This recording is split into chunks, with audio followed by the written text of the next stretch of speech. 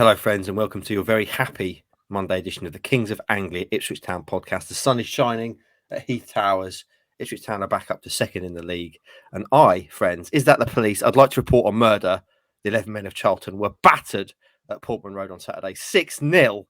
And I'm joined by the man who readily admitted after the game that he looks at the table at least once an hour in every part of his life. It's the Hutch man, Andy Warren. How are you?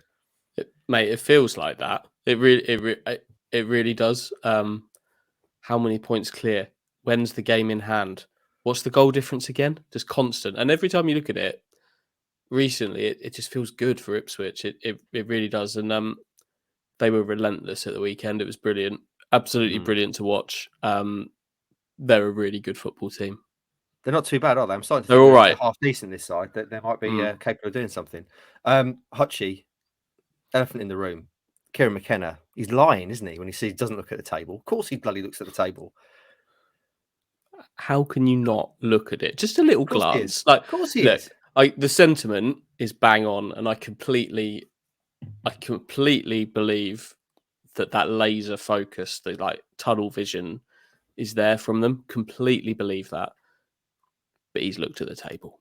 He's looked at it. He knows they're second. He knows they've got a game in hand on Sheffield Wednesday, and he knows what the goal difference is. So yeah, little bit of a fib there. I'm convinced of that. But the sentiment of everything he says is bang on.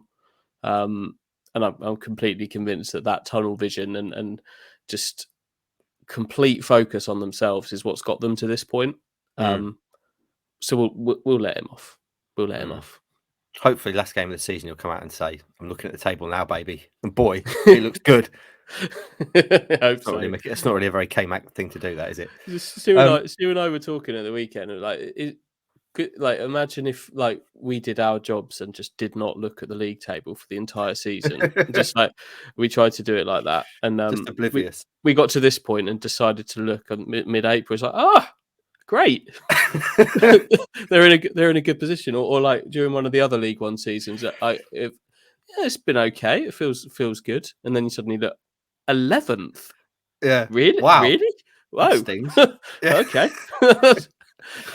I often think if we try to do our jobs now, like for example, a legend of the East Anglian sports scene, Tony Garnett, did back in the day when he was covering Ipswich, when they didn't speak to the players. The idea of speaking to the players was completely ridiculous, and everything came via the chairman, and very rarely they spoke to someone like Alf Ramsey. That was very rare. Most of it was through the Cobbolds. Imagine that now, Hutchie, in this day and age of media. If you just say, I don't want to talk to the players. Why do I want to talk to players? Can you do your Alf Ramsey impression again, please? I feel fine. I feel fine. That's what he would have said after 6-0 against Charlton, of course, on Saturday. Sir Ralph, how are you feeling? Ipswich Town, they just battered Charlton 6-0, back up to second in the table. Well, I feel fine. And obviously, I won't be looking at the table. Yeah. So, Hutchie, should we talk about it now? We're going to talk ourselves very excited about this. Ipswich Town absolutely battered Charlton on Saturday. Stu said before the game he wanted a nice, stable, solid 1-0. I said, somewhat facetiously, I'll take a 5-0. In the end, it was 6-0. You mentioned they're relentless, obviously the favourite word of our fearless leader, Mark Ashton. And it was relentless, Hutchie. Give us our opening stanza and let's go. Yeah, from the off, you knew it was going to be a day where Town were on the front foot throughout and looking to just stamp on Charlton. 3 corners in the first couple of minutes, 2 goals in the first 15. Blew away. That will do you for a team that we talk about, these mid-table teams who aren't going up, they're not going down, they're not bad teams, they're not brilliant teams. If you put them away early, you're going to struggle. They're going to struggle to find the fight. There's no fight there to come back. And if Town can do that, and look, the same will apply for a couple more of the games they've got during the rest of the season, that should do you. A rare kind of kicking towards the south stand, which hasn't happened much recently, but they managed to do the early job there as well. 2 really good goals, well taken by Chaplin, and that was that really. But then they kept going, And that was the great thing. They kept going. They were relentless. They were feeling themselves in as positive a way as you possibly can. And muscles flexed, showed everything that we like about them in basically all areas of the pitch. So they're really good. Like, as much as we look at the table, we look at the situations. This is all about promotion, but sometimes maybe just step back a little bit and realize how good they are. They're really, really good. They're a really good football team, and that's why they are where they are. And that was acknowledged by Charlton boss Dean Holden afterwards, who said they're the best team in the division by country mile.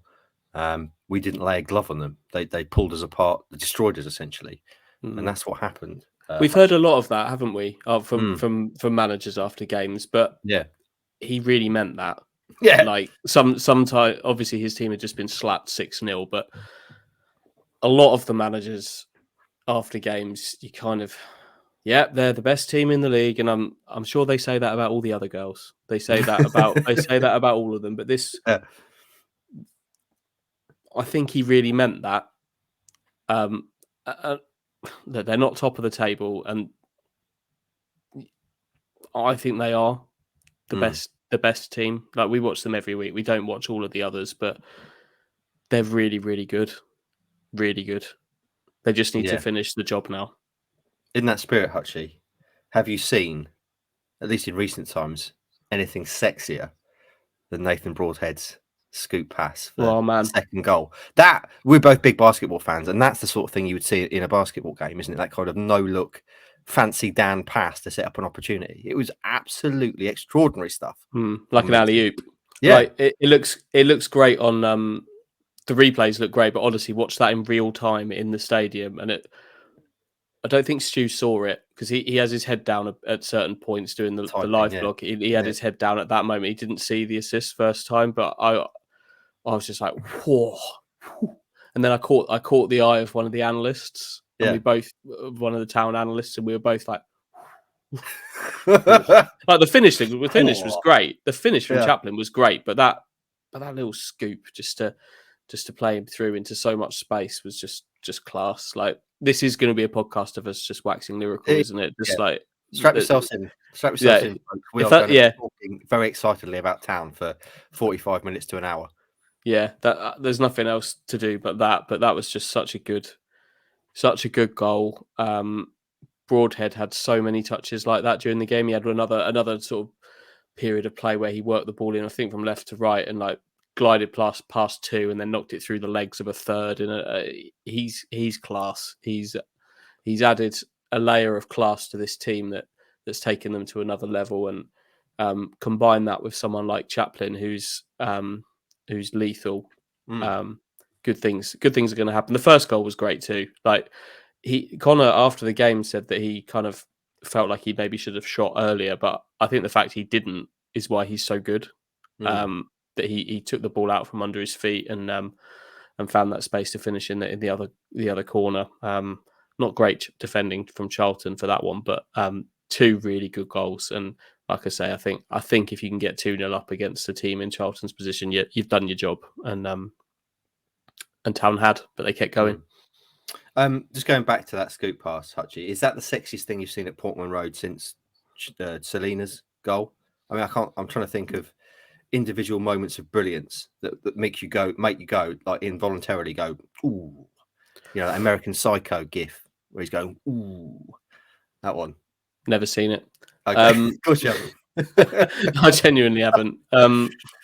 Yeah, probably. There's been some great, you're testing Ponder me that. now. Ponder that. Keep that in the back of your brain while we're talking, because I'm going to ask you next another question. Of the 6, what was the best goal? That one. The second one? Yeah. Yeah, correct. I'd agree with you there. And also, Connor Chaplin. He's got 25 goals now, 22 in the league. Can we say that he's having a good season? Because you were stubborn. You were saying not until he's cracked 20 in the league is this a decent season for the lad. I think that's pushing it a bit. Look, clearly he's had a great season. I was never saying that his goal scoring wasn't impressive, but the the cliche of the 20 goal a season striker, which obviously we must acknowledge he is not a striker and still managed it. That is a league only stat. 20 goal a season, that is a league stat in my mind. And he's done that now. And we spoke a couple of weeks ago about whether he could go on and win the Golden Boot this season. Clark Harris has had at Peterborough has had a really good few weeks with that, and it looked like he'd kind of stretched well clear. But he's only 2 behind him now, Connor Chaplin. He could. It's just further mad. And we had this chat last week, Mark, didn't we? He's not up for the League One Player of the Year award, remarkably. Which but now it seems crazier. Yeah. Like, look,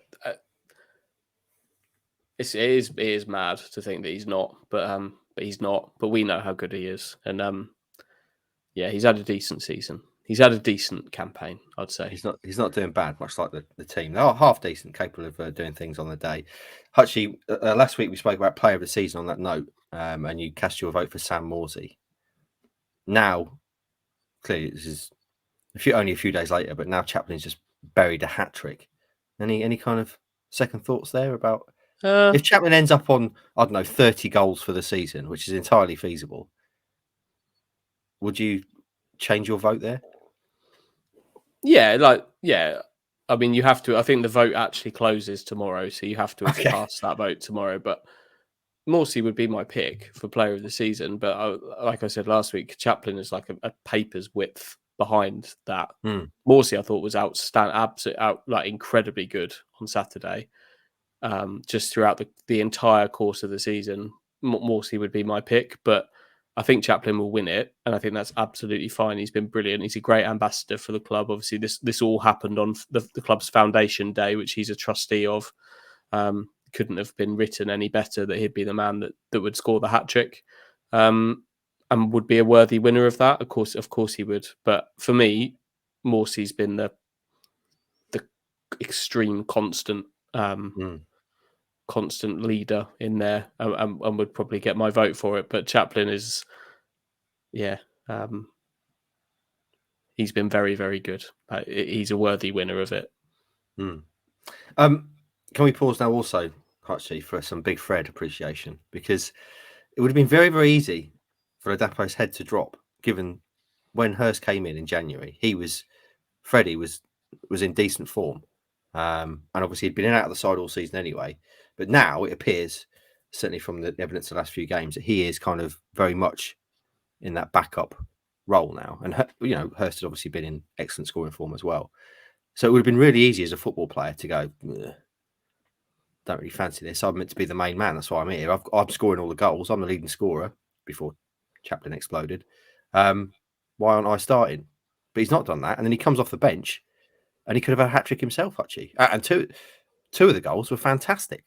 Well, both the goals. Yeah, and he could. You're right. He could have had the hat-trick. It was him that was hauled down for the red card. I'd not realised that was Ryan Innes's 4th red card of the season. Wow, hatchet job for that. That's a lot of games you're missing through suspension. Yet he's still starting. Remarkable. But yeah, Ladapo just needed another yard, another shrug of the shoulder to get away from Innes, and he'd have been 1-on-1 for a hat-trick himself. But they need both of them. And I think that's something that Kieran McKenna's done so well, is just make sure that players still feel involved and still feel valuable. The 5-sub thing means that guaranteed every single game, both of those players are going to get 25 minutes, half an hour each, which helps, I think. But the coaching staff have kept everyone that's not starting games engaged. And you're right, Ladapo's probably top of the list of those that might think that they should have played more. Like, this first 11's emerged, hasn't it? This is Town's first 11. But Ladapo is probably at the head of the list of players who might have a bit of a grievance about that. But he's not shown it. Playing with a smile on his face.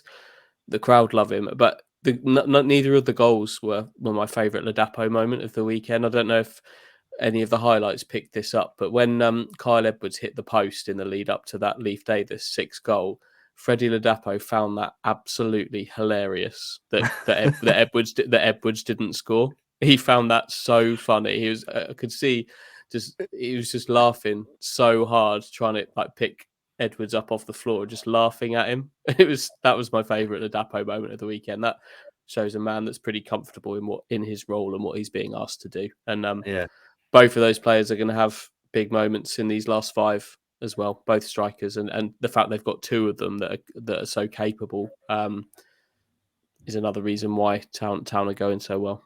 And just reflecting on Freddie's stats, he's got 19 goals. Hutchie, it's got to be one of the quietest 19-goal seasons there's ever been. 15 in the league, and he's only he started like 25, 26 games, something like that. Yeah, that's a ridiculous return for anyone, but particularly someone coming off the bench. Incredible from Freddie. And there was a great interview with him a couple of weeks ago where he was asked about Hurst. And obviously he has to be diplomatic, but his answer genuinely felt real, was that I'm happy for him and the competition makes us both better, which I thought that is the sort of thing that you only hear in successful sides, that kind of genuine feeling and happiness for each other. And it was also demonstrated, actually, Conor Chaplin got a hat-trick, but I think maybe the best thing he did on the day was not touch the ball. When he could have had 4. It would have been so easy. He was fighting against every sinew in his body as a player who likes to score goals, to leave that ball and let it roll in for Freddie's goal. Yeah, there's that famous Cristiano Ronaldo goal. I don't know if you've seen it for Portugal, where he kind of is incredible, like the way he cuts in from the left in a way that Ronaldo does, and like chips the goalkeeper, and then Nani is on the line and just like touches it in an offside position as well. And Ronaldo is absolutely furious. And 2 reasons to leave that. 1, don't be selfish, and I don't think you could ever accuse Conor Chaplin of being very self-centered. That's not him. And 2, might have been offside, which would have made everybody look very silly. So you do have to show some restraint there, though, don't you? And he did. In terms of other things we need to reflect on, Hutchie, you look on paper, 6-0 win, you think that Charlton rubbish. But going into this game, Charlton were the 3rd best side in terms of form in League One over the last 6 games. They'd won 4 of the last 6 games. So you can't just say Town have smashed someone who aren't any good at all. 6-0 win is brilliant any time, but to do that against a side that coming in with some decent form and confidence is another sign of a really, really, really good team. Yeah, definitely. Some good players on the pitch for Charlton. They weren't very good on this occasion, and I'm not surprised they got slapped about in the way that they did. They weren't good at all. They started badly and didn't recover from that. They had some moments though. Macaulay Bonne had a header saved. It was a good save, actually, wasn't it? Which is a good save. That was all Christian Walton was really asked to do on the afternoon, and he did that well, which is what you want from your goalkeeper at this point. So that was good. And then in the second half, Jezza and Raksaki, who was very quiet, very good player, very quiet, managed to sort of wriggle into the box and got brought down by Leif Davis. My view was that could easily have been a penalty. It wasn't. But aside from that, either of those 2, Town weren't troubled at all. They defended very well. I thought Cameron Burgess played really well again. He's sort of quietly going about his business. You say kind of quietly going about his business. This is a team that just keeping clean sheets left, right, and centre, and the defenders are kind of doing it quietly, but they are. Wolfenden had another good game as well. So yeah, they weren't completely untroubled, but they made very light work of Charlton, and just never in doubt after that start. For those who weren't there, and clearly there were a lot of people there, sellout, but we've got thousands of other Town fans around the world who couldn't be there. What was the reception like for Macaulay Bonne? You'd imagine it would be warm. Yeah, warm, I would say. Warm, but with some humour as well. That there was some chance in the second half of Macaulay Bonne, he's always offside, and I enjoyed that. Yeah, because he is Yeah.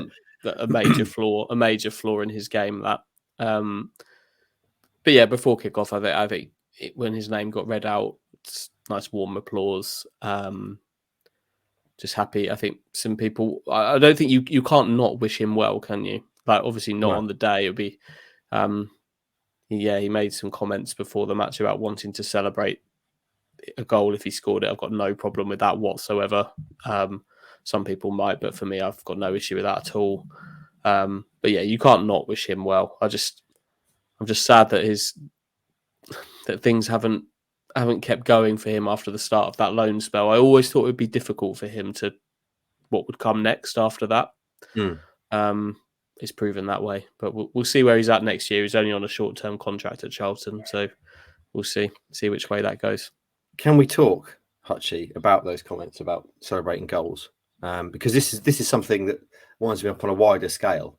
Players who are expected to or don't celebrate goals against former clubs. Because for me, when I see that, it really annoys me. Because you've just scored a goal against a former. Yeah, say Bond scored on Saturday. Yes, he's an Ipswich Town fan. He scores a goal, doesn't celebrate, but it doesn't lessen the fact he's just scored a goal against the team, and you're paid to score goals for your employer. So it seems disrespectful to then not. Do you know what I mean? It's one of these things in football that really annoys me. This kind of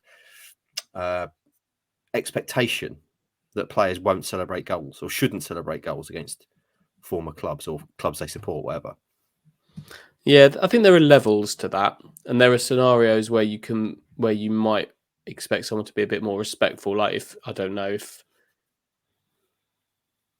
but Macaulay Bond doesn't reach that. Yes, he's an Ipswich fan. He spent one season at Ipswich. Like if every player didn't celebrate a goal against clubs they played for previously, like there are some players that would just never be celebrating because they've played for so many. But yeah, I think there's a time sometimes there's a time and a place for it. Like I don't know if Macaulay relegated, Bond, if it's relegated or something like that, then that's different, isn't it? Yeah. But generally speaking,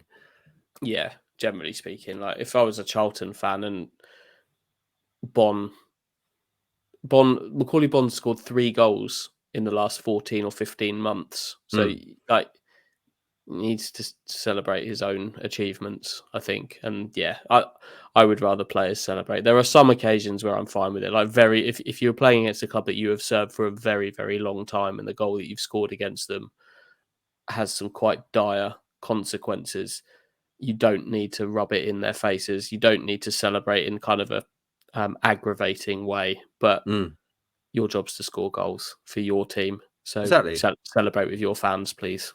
100%. Anything else? Any notes from the game, Hutchie? Because I've got a couple I want to run by you as a way of finishing. Hit me. One, I don't. Obviously, you were at the game, so I don't know if you've heard any of this, but George Edmondson on iFollow was good value. Was he? He was. Yeah, obviously, he gets very into it. And there was a particular after Chaplin scored his hat trick, and he was trying to get the ball. And the Charlton players punted it back up the pitch, and Everton was like, "Let him do it! Oh, I can't believe they've not let him do it." And I assume he had some sort of celebration plan with the ball. Is it tucks it up his top or something? So okay. I enjoyed that. On that note, by the way, have you? It was doing the rounds on social media over the weekend. Have you heard the Salford City iFollow commentary after they lost against Colchester? No. I tweeted it yesterday. It's brilliant. It's yeah, it's one of the most biased commentaries you'll ever hear from someone I'm assuming is meant to be objective. Yeah, I'll listen to that. Yeah, go and look it. It's on my Twitter feed. Go and watch it if you've got a minute to have a laugh. And the other thing, Hutchie, we've talked all the time about your rating scale. We've talked about the kind of psychology behind it and the methodology. Have you ever handed out a 10 before? Because that's what Connor Chaplin got at the weekend. I have, yes. That's my second Ipswich Town 10. Who was the other one? Lee Evans. When he got a hat trick. Not yeah, you don't. This I thought about this. You don't automatically get one if you just score a hat trick. That just to be clear, like you have to do more. And Chaplin did more. Lee Evans also, I think he assisted at least 2, if not all 3 of the 6 goals in that game where he scored a hat trick. That was a 6-0 win against Doncaster. I think he might have laid on all of the goals. He also scored that hat trick from defensive midfield. So he got a 10 for that. Chaplin was involved in everything, like everything. Like he could have had a couple more, picking him out from set pieces again, like low balls that he had somehow managed to find space, complete 3-4 yards of space to shoot from. Those shots were blocked well. George Hurst could have scored a goal from Chaplin's layback. He was involved in some of the other goals as well. Couldn't really fault him. Gave everything. Link play was good. Energy was good. So yeah, you don't just get one just for scoring a hat trick, though. Very important to say. And also, of course, on that night where Lee Evans got 10, he also completed probably the greatest knee slide ever seen in Portman Road history. Of course. Which surely is important, and probably in hindsight should have edged him above Chaplin in the score. 11. Lee Evans. Yeah. I was pleased that you gave him 10, because that allowed me to use the headline "Perfect 10" on the front of the verdict today, which I was very pleased with. It works on so many levels, doesn't it, with Chaplin? There we go, mate. I'm out. Other than that, what about other things from your end to note? Any other kind of players you want to highlight? Little things, little peek behind the curtain things. Morsey was great again. I thought through Morsey and Luongo are just as solid as you want midfield duo. Can't knock it in any way whatsoever. Already talked about the centre halves. Nothing else to say really, other than just what a great day it was. And it also obviously we talk about what happened elsewhere. Plymouth with a, by all accounts, fairly fortunate victory at Exeter. But they keep winning. That's what you want. From their point of view, they just want to win. It doesn't matter how they do it, but more drop points for Sheffield Wednesday. It's staggering, really, how that's happened, isn't it? They're having a proper wobble, aren't they? Exeter, of course, made to pay for not including the Dream in their squad, having scored last weekend and been papped by yourself, getting a subway. It seemed only right that he should start in that big game, and but no. I hope, Mark, that was. I hope that was nothing to do with. I hope it didn't get back to the management that he had a subway and that he was left out. To be fair, all of his teammates were in. I think one of the Exeter players was heading in the direction of KFC at one point as well. So dirty protein. That's okay. It's protein. Right then, Hutchie, let me just finish by reading out a few stats before we move on to Port Vale tomorrow. Ipswich Town now are 14 games unbeaten. They've won 6 in a row at home, and they've also, rather sexily, scored 25 goals without reply at Portman Road. And of course, Connor Chaplin now on 25 goals for the season, just a couple away from that ridiculously good kind of flagship. When you think of an Ipswich Town striker in recent times and a great season, you think Daryl Murphy, don't you? And Connor Chaplin is very much in that sphere. Have you ever been around a side, Hutchie, in your long and impressive journalistic career to date that have had those kind of stats attached to them? Because again, I think we risk getting blasé about quite a lot of things around town, the support particularly. But this run they were recently on doesn't happen. We know last time it happened was 1953. But that stat, 25 goals without reply at home, for example, that's sensational. Yeah, it reminds me of the first Swindon team I covered, Right. Valo Di Canio's team. They ended up winning the League Two title. They were relentless too. It snowballed for them, and in a similar way to this Ipswich team, it all kind of came together late after a slightly slow start. Obviously, Town started very well this season. They had their dip in the middle, but Di Canio's team started slowly as the players kind of got used to his crazy fitness methods, but it all came good for them in the end. And they beat Port Vale. I think Port Vale it was, 5-0 at home to win the league. That it reminds me of that team a little bit, but I don't think they had these numbers. I don't think they this is the kind of proper kind of unbeaten run that now compares really favourably to other teams in this. I remember writing something 2 or 3 months ago, looking at winning runs and unbeaten runs, and Town were just not matching their rivals in terms of those runs. They've well and truly done it now, and they've done it at just the right time. Just 5 more to keep them going. We kind of, it feels like, it looks like 11 points from 15 will do the job for them from here. That goal difference is huge, a huge advantage to them, which obviously a 6-0 home win is going to help no end. So 11 points from here. There's a slight margin for error now, which it didn't feel like there was maybe two or 3 games ago. We were talking about, I think they might have to win them all. They don't have to win them all. but they're capable of it. And we always clearly within the kind of cliche-ridden, particularly football vernacular, we always joke around one game at a time, on to the next one, all that kind of stuff. And that is clearly, the message that comes out from everyone you speak to. But in your position where you actually get to speak to the players and the manager and stuff, do you actually feel like that is genuine? Are they 100% kind of laser focused on just getting this? We always hear, don't we, from Morsey especially, the process, and McKenna, the process. Just keep doing what you're meant to be doing every day, and the end goal will take care of itself. But that is quite a big step to actually believe in that and not allow yourself to start thinking about what might be coming and take your eye off the process a little bit because you're almost there. But do you get that kind of sense with them when you speak to them? That is 100% they bought into that.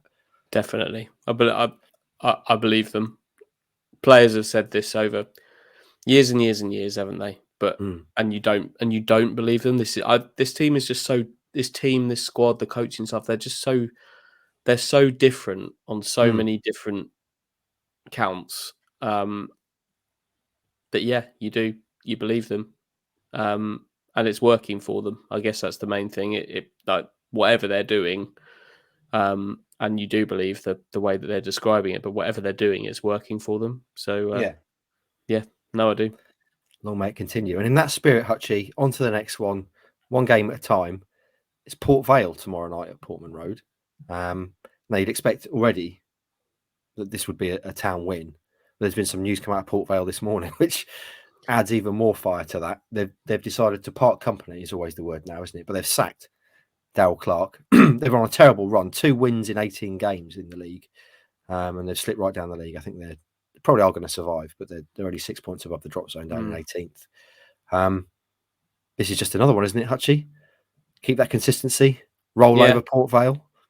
Yeah, like the natural thing when this happens is to think, oh yeah, new manager bounce, here we go. But I don't think it's a factor, if I'm honest. It seems like Port Vale fans are a bit sort of confused and frustrated by this. They weren't.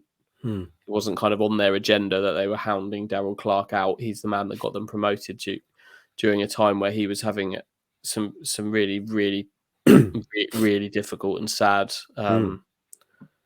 family circumstances. They got them promoted, and looks like you say, it's getting a bit tight, but looks like he's going to keep them in League One. Was going to keep them in League One, so maybe a bit of a surprise there. But yeah, it's about Ipswich.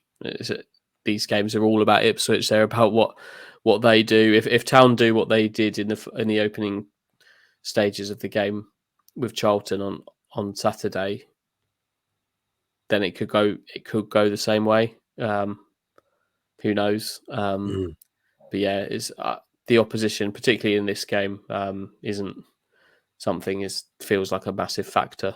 If I'm honest, it's all about Town, isn't it, Hutchie? And it really is. In that spirit, do you make any changes to the side? Are there any kind of, obviously, I don't know if there's going to be a press today, but there were no kind of injury concerns coming out of Saturday, were there?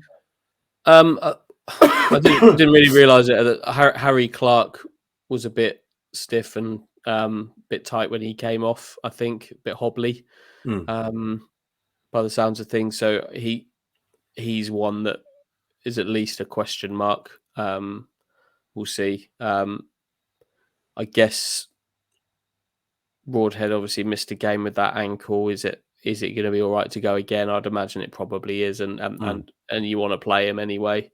There's a conversation about should you start Ladapo in this one ahead of Hurst. Definitely a valid conversation. I probably would say no. Freddie seems to be operating really quite nicely from that role from the bench, actually. I think if possible, you go again, same 11.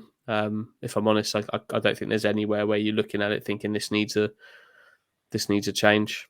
But you've got those 5 subs, so if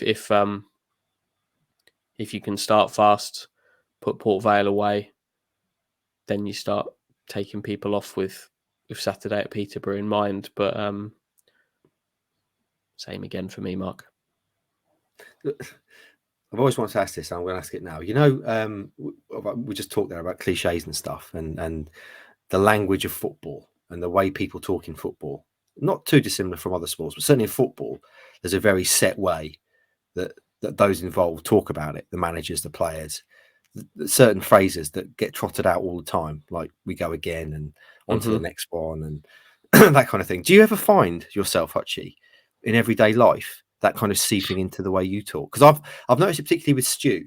Stu often goes into like football mode, and he often talks like a football manager. He'll talk about fine margin affairs, for example. No one says that in normal life. Do you ever find that when you're kind of out and about the family? Do you sort of drop a little bit of a football cliche in? Probably. You'll have to pull me up on them now. Yeah. I'll start paying attention. I think it's probably impossible not to. Do you ever say to Aya something about a hoodoo? The word hoodoo only exists in sport. Nowhere else does that exist as a viable word that you would ever use in any context. Yeah, hoodoo's not one that I would use. There's a Twitter account that I'm really enjoying at the moment called Brian's Gun, who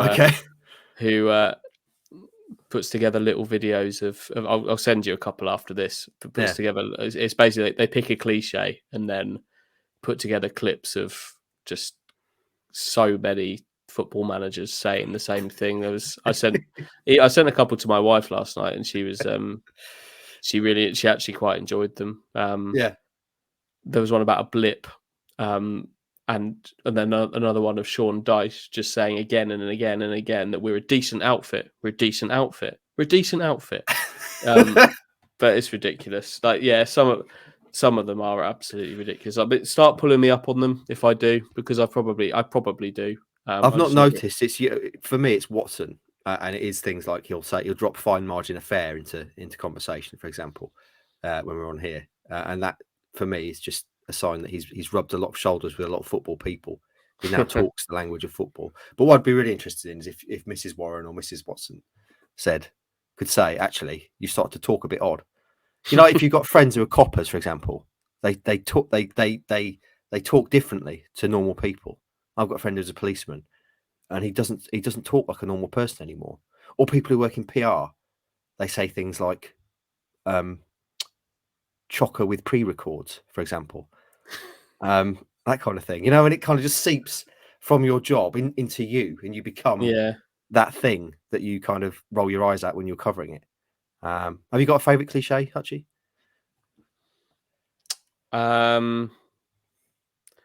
I've got loads. I really like loads of them. There's a podcast I listen to as well called Football Clichés. Yeah, there's absolutely loads. Like as I was trying to get to sleep, I really struggled to sleep last night, Mark.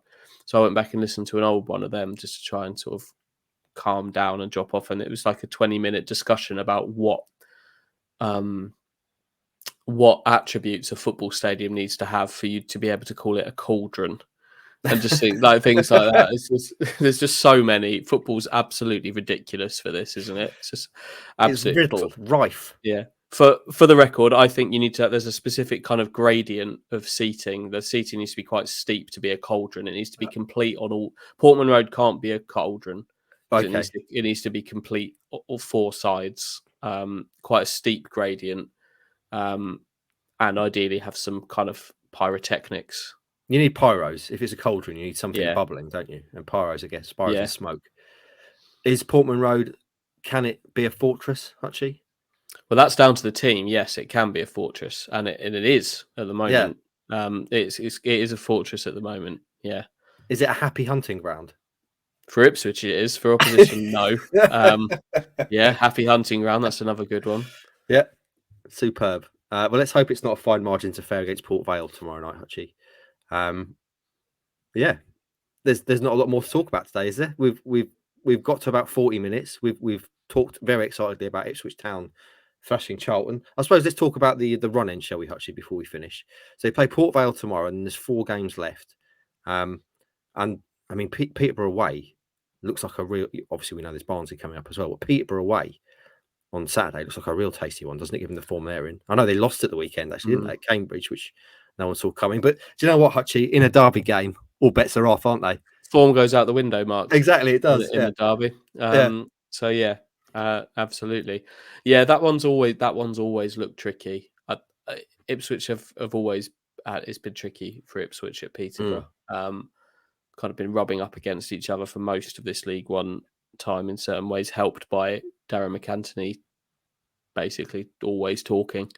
So yeah, that won't be easy in the slightest. And nor will the Barnsley game. But Ipswich are good. Like, this is the thing. Like, we spent so long in League One looking at these games against promotion contenders, thinking about how tricky it will be.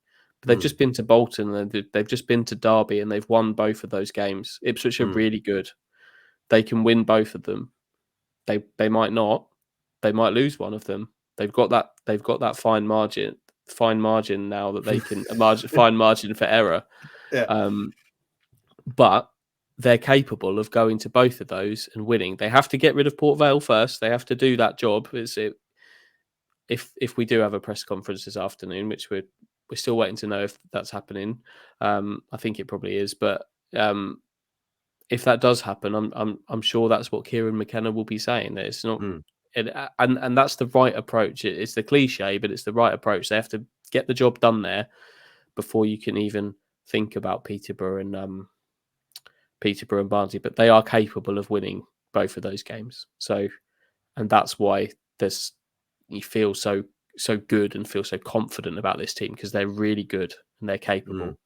And it's that kind of feeling going into games like Peterborough and Barnsley away, actually genuinely feeling confident that Town are going to probably win the game, or at least go in with a very, very good, chance, feeling that they maybe should win the game or could win the game. It's so alien, isn't it, compared to what we've kind of struggled through for years now. Any kind of big game against anyone, Ipswich Town won't perform. They won't win it. It's just kind of been accepted, hasn't it? We're starting to get used to it, I think. It's taken a while, but it's taken till 5 games from the end to kind of get used to that. But like, if you go back to the COVID season when Ipswich went to Peterborough, I can't remember if Paul Lambert was in charge of it or whether Cook had taken over by this point. But we thought they'd lose, and they did. It was really muddy and horrible and wet, and we were nervous about it because we just thought they wouldn't be able to cope with Peterborough, who were at that point direct, physical, still are. They still, but they play good football too. Peterborough, they're a good team, but we just knew that it wasn't going to happen, and it didn't. But it doesn't. It's not like that anymore, and we are slowly getting that mindset, and maybe it's taken a while for people on the outside to catch up with how people on the inside feel about it. But we're at that point. They've beaten Bolton, they've beaten Derby, and they can beat Peterborough and Barnsley as well. But you almost go into those games with an expectation, don't you? Which is like a warm glow, I'll describe it as, going into those kind of games where you think, you know what? There's no reason to be afraid of anything. My wife says her optimism is the root of all disappointment. Wow. That's how we live our lives in this house. So is that one of her sayings, or has she picked that up from somewhere? I think is that like, because that's essentially a variation on the famous it's the hope that kills you football cliche, isn't it? Yeah, well, she's reworked that. What was it again? Optimism is the root of all disappointment. It's a joke, but no, you've got to feel good about it. Don't get your hopes up. That way you'll never be sad afterwards. Yeah. Well, speaking of hopes, I hope you've enjoyed this podcast today. Hutchie, I guess we better play What's the Game? What's the Shirt Over Your Shoulder? Clearly, I'm the worst at this. It looks like a Charlton shirt from a long distance away. I have got a Charlton shirt within there. Have you? Why have you got a Charlton shirt? Do you want me to get it? I'll show you. I'll show you why. Yeah. 1 second.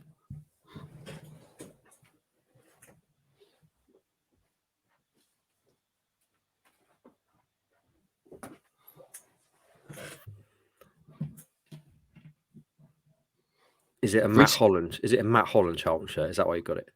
No? Nope. Somebody else. Darren Bent? No. From 2003, 2004. Horizon? No. Oh, of course. There we go. Did the man himself give you that? No, I've acquired it.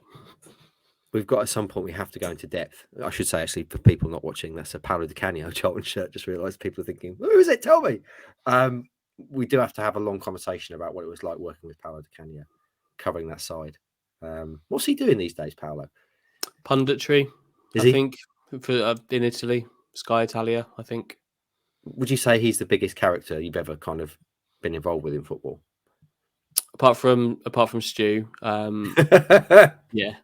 yeah, undoubtedly, he's fascinating and concerning in equal measure. Excellent. As a man. Yeah, could sum up the podcast actually as well, couldn't it? Fascinating, concerning in equal measure. Right then, should we take our leave? We're hoping there's a podcast today, press conference this afternoon. So keep an eye on our sites for that if you're listening to this before lunch. Mark, Heath, Andy Warren, we're going to be signing out now. Just a reminder, please, to support our sponsors, Manscaped. Use the code KOA at manscaped.com for 20% off and free delivery. And also support the boys at Ginger Pickle. If you need any help with your marketing, your digital marketing, your SEO, your Google ads, whatever, Tony Southgate and the boys at Ginger Pickle are the ones to help you out. Somewhat awkwardly, Hutchie, I was made aware that Tony took Watson out for a drink over the weekend. Yeah, I've heard about this too. Didn't see an invite, didn't get an invite. Tony says there was an invite. I didn't see it. Me neither. Seems to me like a closed shop, if you're asking me. I don't like it. I don't like it. It makes me feel bad. The other thing I said I'd mention today is our friend Brad at Glory Days Artwork has some signed prints of his, signed by the legend Terry Butcher, which are going online this Saturday on his website, glorydaysartwork.co.uk. £50 each, with all profits going to Team Marcus Stewart and the Derby Rimmer Foundation. So if you're interested in those, go and check out Brad's website. Obviously, money for a very, very good cause indeed. Go and do that. Right then, friends, the sun's out. The day stretches ahead of us. There's another game tomorrow night for Town to sweep someone else aside. It's all going very well indeed. And Ipswich Town, it seems, a half-decent football team this season. Enjoy your Monday, and we'll be back later in the week to talk to you again. Have a great one.